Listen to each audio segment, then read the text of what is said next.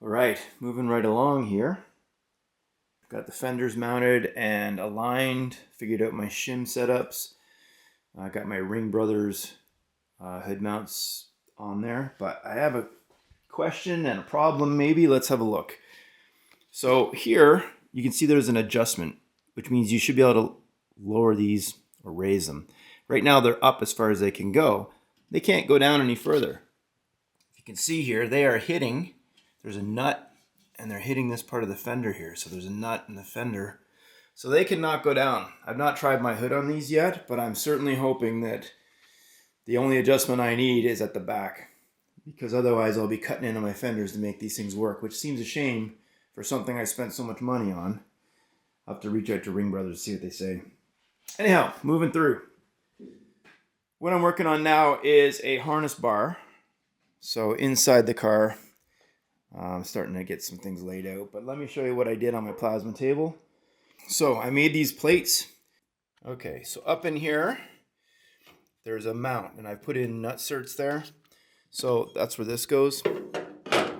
So this mount would go there. Normally there's a plate that covers, and it's made of like just bodies, like 18 gauge. Anyway, this is much thicker.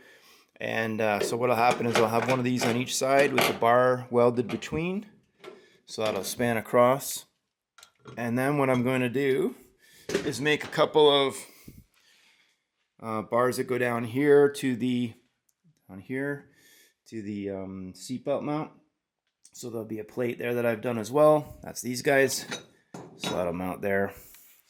I've plasma cut these out on my CNC table, and there'll be a bar that runs up here, comes up to the harness bar. So that gives you support in hard braking. Your harness will mount and be pretty safe. So at least that's the plan. And just gonna get out back here in my other shop, weld some stuff up. I've been tacking them in. I don't want to bring my welder all the way up front here. So I've been tacking things in place, marking them as you saw with the orange marker there, tacking them, and then trial fitting. So a lot of back and forth between shops. So I have each plate in the corners just tacked in position with the bar going across now. So that's my harness bar there. So now I'm going to start making the bars that go down towards the floor. So I'll give a quick bend and then down to the floor. And just add some structure to the car without going with a full roll cage.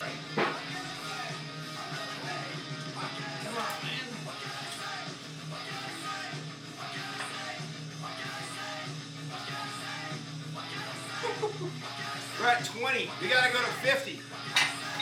Crazy. Lucky I only have 2 bends. Otherwise I'd be going hydraulic.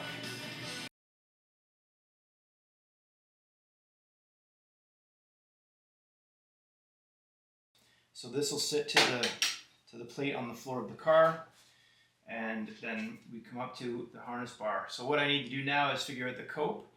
And there's a lot of different ways to do that. Some people like to use a hole saw. My fastest method is just to go online, print off a pipe coping template. So I'll cut this out, wrap it around the pipe, notch it, go try it in the car again, see if I need to notch it forward. Before I head back and give this a try, so templated, just did the notch. What I like to do is use the cutoff wheel to get in, do the V first, and then I use a flap disc just to round it all out. And of course, before you head out of the shop, make sure your fit is good. You can just take another pipe, make sure everything fits up nice and neat. There you go. So when that fits in the car now, I'll be able to mark it, come back to the table here to do my final TIG welding on this piece. So that's what I'm gonna go do now. Try fit, see if it happens, if everything's good. If not, I can always move it back. So the key here, of course, is to not take too much off and then find out you're too short, and then you can't put pipe back. So better to start bit long, make sure everything fits, keep moving back to where you need to be, especially when you don't have the car like right here. Of course, if I had my welder at the car and all these tools in the car beside me, much faster. But unfortunately, I have a shop in the backyard, garage up front. So be right back.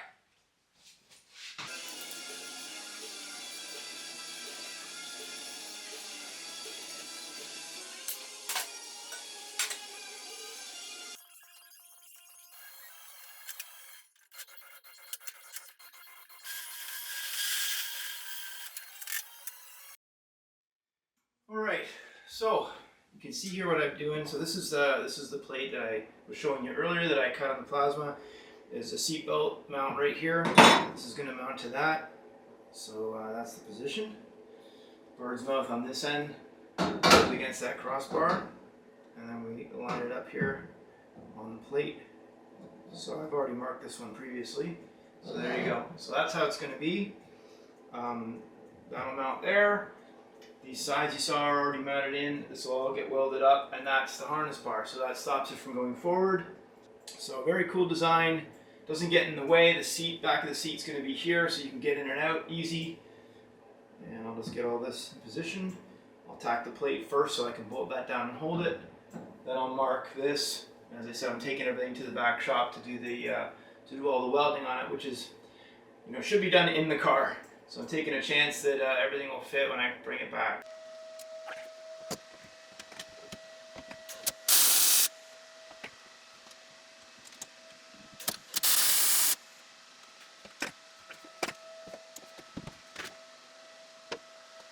What I was trying to achieve was I put a spacer underneath this to allow space for when the carpet's there.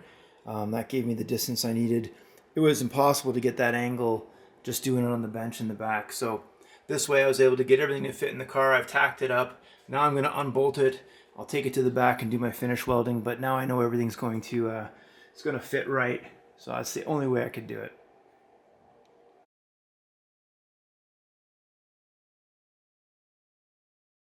Getting ready to send this seat base to my plasma cutter, which is right there. So I've cut one out already. Test fit, didn't like it, so I made some adjustments to the file, and I'm just getting ready to recut the second one.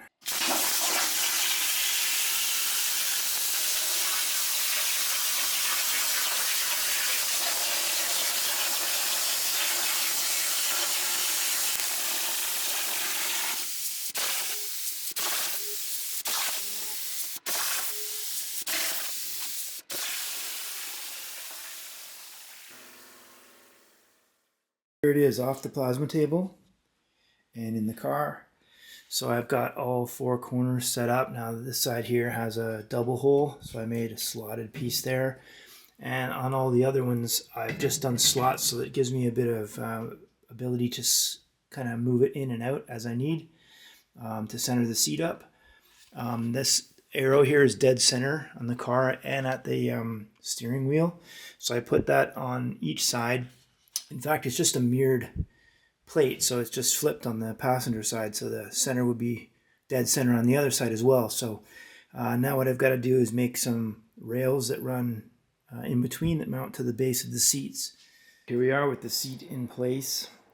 What I ended up doing was on these Pro Car seats on the rails here, there's usually 3 slots, which is about 2 inches deep. I had to knock off the bottom 2, so I'm just running that top slot, and I made my base plates. I'll show you on the other base how I ended up doing that. So this one's not mounted in yet here for the passenger, so I just used some angle iron here to structure it up across. This is 1 inch by 1 inch, and that gives me just a 1 inch rise off that floor plate that I made on the plasma, and this is 1/2 inch steel bar that's been drilled and tapped on either end, so that way the Pro Car seat lowers down with that first slot, and then the seats just bolt right in. So this one here will get mounted in next, and the reason why I'm doing these seats is because I'm going to be not using this console. As you can see, it's got a 65 front, and the more thicker ribs in the back, that's a 64. This is just what I had when I purchased the car. Not a huge fan. It's got some pitting. Anyway, I think I can make a new one. I'm going to end up doing one out of 1 inch tube steel that I'm going to bend. It'll go right up here. It'll be like a 45 up to the dash. And my plan is in this area here to put a double din stereo. So the dash itself will have the radio delete still covered over, and then the double din down below. So it'll go shifter, 2 cup holders, armrest between the seats. That's the plan. But I need the seats in to start fabricating that and getting measurements. So that's why this current push is on.